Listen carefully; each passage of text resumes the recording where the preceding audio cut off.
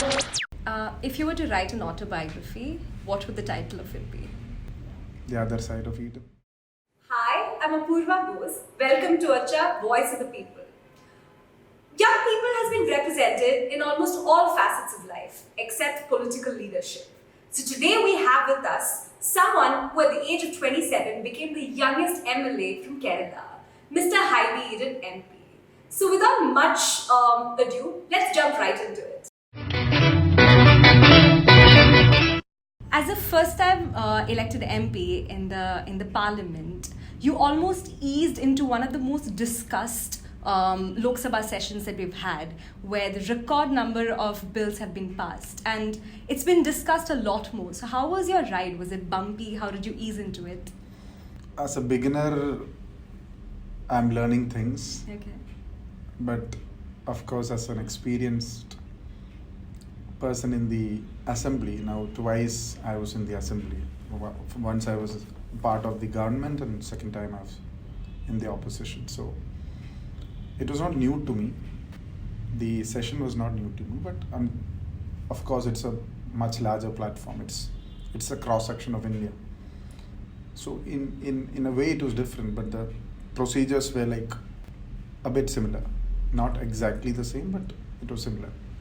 So I didn't have a kind of So a it's not starting bumpy trouble. as such. It's not bumpy, but when we go into detail, I can tell you much more, because you said that it was the session where the largest number of bills were passed, most number of bills were passed. But how much time actually do you carefully listen in a class or sit in a session, Yes. or during your school hours or college hours?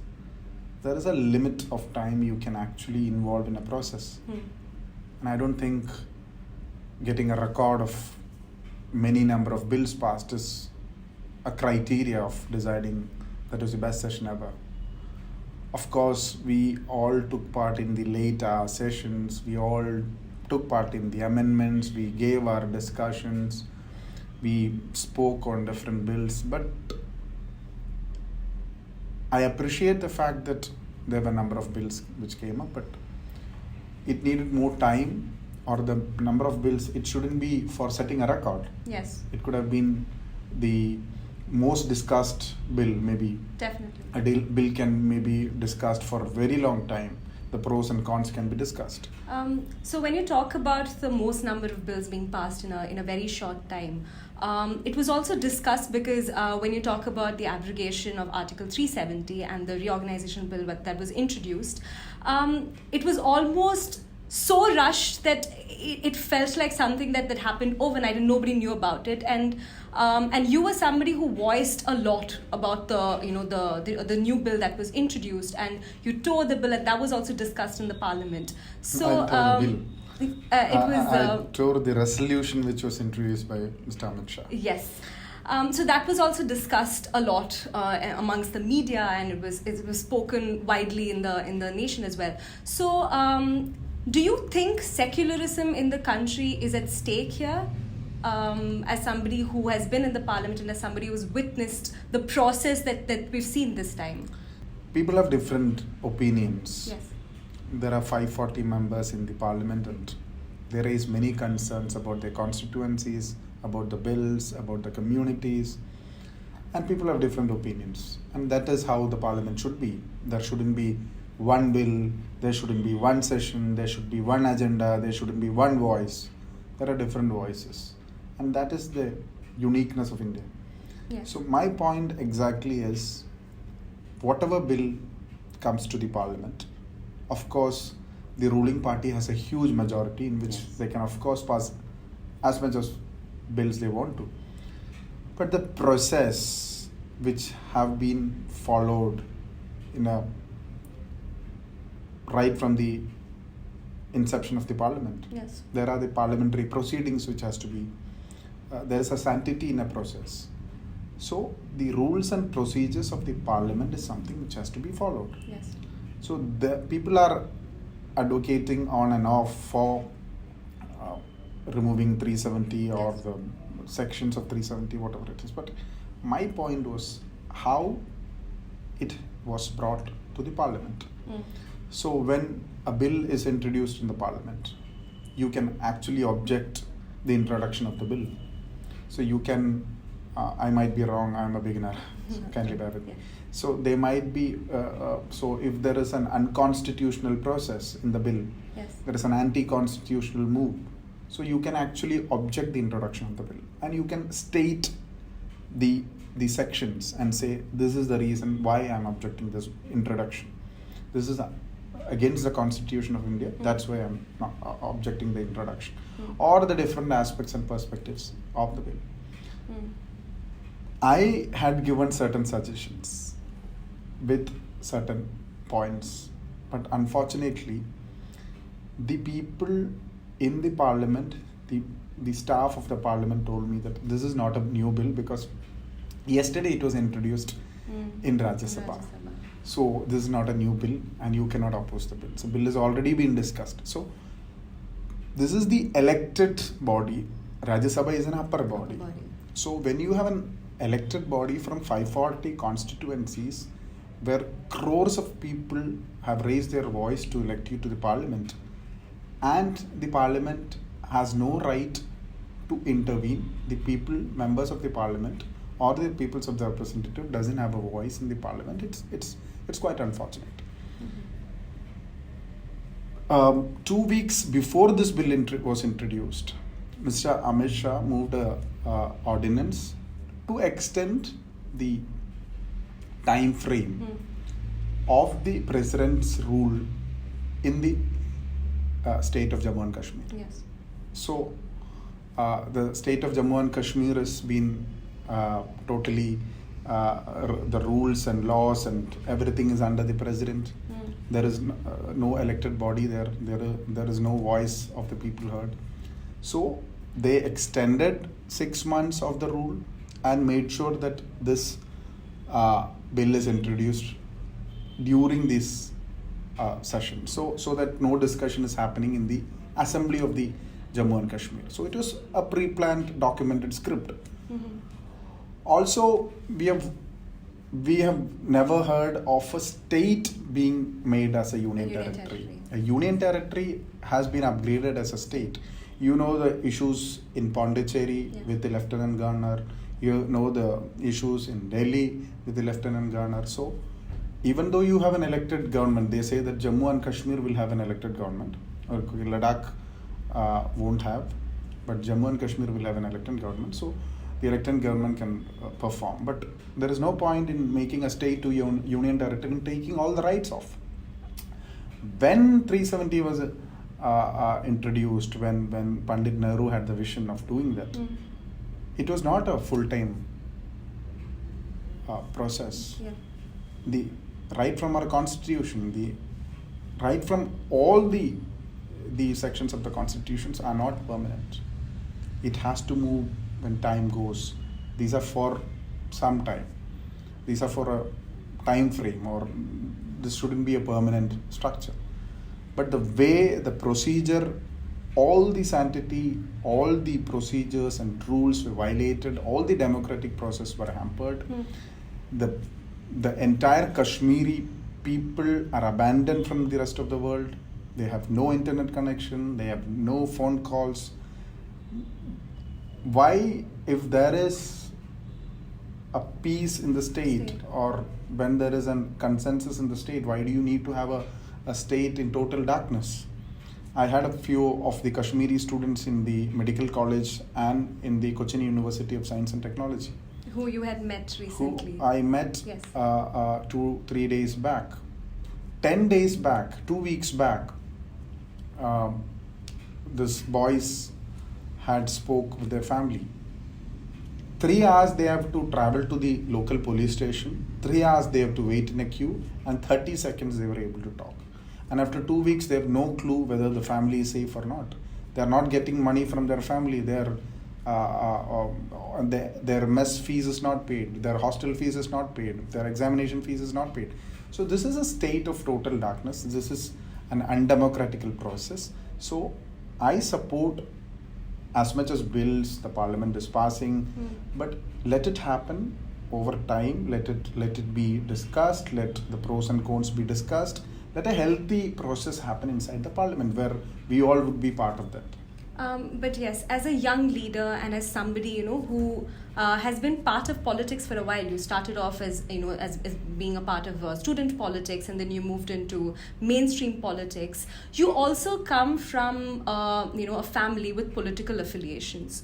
So how difficult was it for you, and what are the constraints that you faced, and how is it that you maintained a balance? Because there's been a lot of talk about dynastic politics that we have, and that is touted to be one of the reasons Congress has been crumbling of late.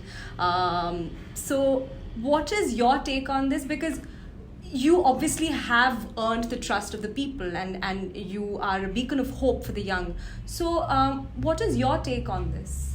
See, a person who have seen his or her family in politics, dad and mom in politics, I don't think they would choose the same path. I don't think that's an easy goal. But I never thought in my entire life that I would be a part of the mainstream politics. I never wanted to join politics or be a part of the system. Fortunately or unfortunately, contested as a college union chairman, but till my final year or after my final year, I never thought that I would be in mainstream politics. I wanted to do like you did your post-graduation somewhere in Geneva, or I wanted to do it in UK. I wanted to do an MBA from UK. Or my aspirations as a young boy was to become a pilot. So it didn't go as I wanted. So as soon as I completed my graduation, I joined for law in Trivandrum Law Academy. That's how I was selected as the district president of the Kerala Students' Union. So during my college days, I used to see great figures, great leaders of my town, of my city, of my district, who had huge aspirations in politics. But unfortunately, when our revamp of the organization came, they were all over the age, and we all were people who were underage, who were a part of the age factor quite worked well for me. So I became the district president. I used to travel across the district. Then I got an opportunity to become the state president, where I went to all the universities and colleges in the entire state. We led many agitations and processes of student organizations. We became a part of the student politics very vibrantly. It is after I became the district president, I seriously thought about, after the coming out of the four walls of the college, of Sacred Heart College, I thought, and my Trivandrum Law Academy, Law College was even more political than Sacred Heart College. So I took politics seriously, and not to become an MLA or MP, but gradually by time. I was fortunate, as I said, my age fell right in place, and I became the national president of the National Students' Union of India when Mr. Rahul Gandhi was in charge of the organization. So, and we started democratizing the organization. We did the internal elections of the organization from all the states. We did across the country twice. So I was the part of the transition phase of the organization, where in 2011, when the assembly elections came, I got an opportunity to contest. So see, your name or your surname can help you for one election. And it need not be that even that one time they need to elect you. But if, and my politics started as a young boy who was a part of the Kerala Students' Union. So I've been living in the city. As I said, if I'm well off, or if I am at a point of time, if my daughter is big, grown up, I would never let her get into politics. I would stay her away from politics. But the second part of the question that I asked, which was predominantly how the reason why there's no voice in the opposition right now is the fact that people don't resonate with a leader And most of the time it's because of the fact that it's still in the hands of a few people that comes from a certain family. So what is your idea on... The family which you're talking about is a family which fought for the struggle of this country. That is a family which united this country. That is a family where the Indian National Congress stood as one. And that has always helped Congress. Of course, even I have to think very carefully, as you said. A young girl like you have mentioned very voiced your voice very prominently about this thing, and I have to rethink of what is happening. But I truly feel that our organization is not capable enough right now at the moment. The organization across the country should be even more strong in a position to make sure that even the states where we have the regional organizations quite strong, for example in Tamil Nadu where the Dravidian parties are strong, in Andhra the regional parties are quite strong, in West Bengal or UP or Bihar, where regional politics, caste politics has a major role to play. So our organization should be in a position, in a capacity to make sure that you reach the grassroots level. So organizational weakness is something which we face, which I admit. And of course, we have to think of many other factors about the leadership, as you mentioned. But whenever we were in crisis, whenever the country was in a crisis, Sonia Gandhi never said that she wanted to become the president of the Indian National Congress, but she was insisted so badly she wanted to. She became the president for a very long time. That is when she had the opportunity to become the prime minister of this country, but she very gracefully refused the offer. So all these things, when we look at the history of India, we can see the major actions or major roles played by these family. But it's time where you very rightly said that we have to very carefully think upon the leadership, where we have to carefully craft leadership, where we have to make sure that the organizational channel is quite strong and strengthened. One of the things from the top of my head that I thought of was when you talk about visibility of leaders from the South, especially when it comes to the parliament sessions, do you think leaders from the South are visible enough? You know, when you switch on a channel, especially when it's the national channels, it's mostly the leaders from the predominantly from the center, the north that we see. Heartland. Exactly. So, do you think dynamic leaders like you are, that you're visible enough in the national spectrum? If not, what are your thoughts on it? No, that's a misconception. Dr. Tharoor Yes. is somebody who's very prominent in the parliament. His speech or his interventions in the parliament is noted by everybody, even the national media. Mr. N.K. Premachandran, another very veteran parliamentarian, interventions are also quite clear and visible. But unfortunately, a huge number of people of our country speak Hindi. And that is something where the national media is also very careful upon. So whenever you have an excellent speech in Hindi, or you have an accent which is quite beautiful, South Indians are always considered to be not having a good Hindi accent. So there might be reasons where media, of course, sidelines certain leaders from the South, but I think, especially Kerala, the members who have been elected are quite concerned about their constituencies, are very much intervening in the parliament about not just their constituency, about national issues, raising questions, raising concerns. They're quite vibrant by their interventions and by speeches, etc. But as you said, there are certain limitations which we have to work upon. But I believe that Kerala is one of the most vibrant states in terms of the interventions in the parliament. Of course, young people like me, since the time is divided on the basis of party lines, party gets a time and it's divided between the people. So we have very, very matured and leaders who have veteran leaders like Manish Tiwari or people who have been in the seasoned politicians, they actually get some time. So we have time. It was only the first session. I mean, despite all the constraints, you have actually introduced number of personal bills. You have raised number of questions in the parliament, which has been discussed over time. And so, in the next session, is there a bill that you are passionately working on, or is there a cause that you, or maybe like two causes that you definitely want to bring about in the next session?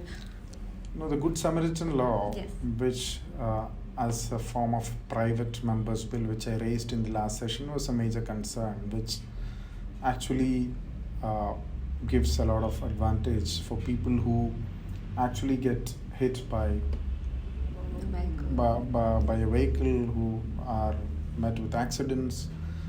They are taken care of. They should be given first aid. They should be given life-saving precautions, and it should be free of cost. And the people who are involved in the process, who helps you to take care of you to the hospital, should be not a part of the medico-legal cases. So these aspects were raised carefully by me in the assembly as well as in the parliament. So this is a major thing where more number of youngsters would come to save lives on the roads.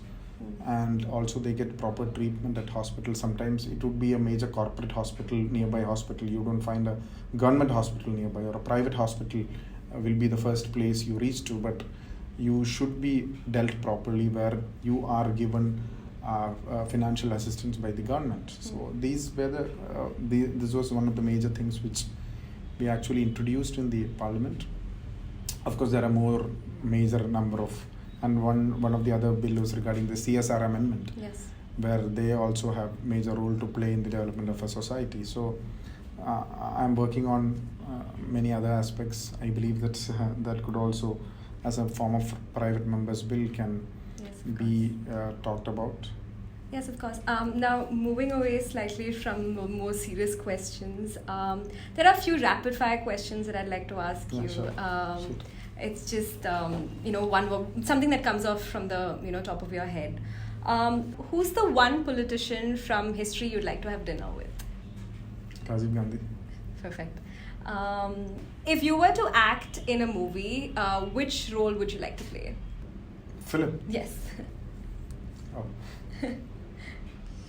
Oh. Maybe the Mission Impossible one. Oh, perfect. Who's the one leader from the ruling party that you admire? I liked Sushma Swaraj. I've been hearing speeches of Mr. Varun Gandhi. He has impressed me a lot. Okay. If you talk about the cabinet, of course, Nitin Gadkari is one of the other faces who, as a minister, can. If you were to write an autobiography, what would the title of it be? The Other Side of Eden. If you'd like to go back and change one major historical event in India, what would that be? Emergency.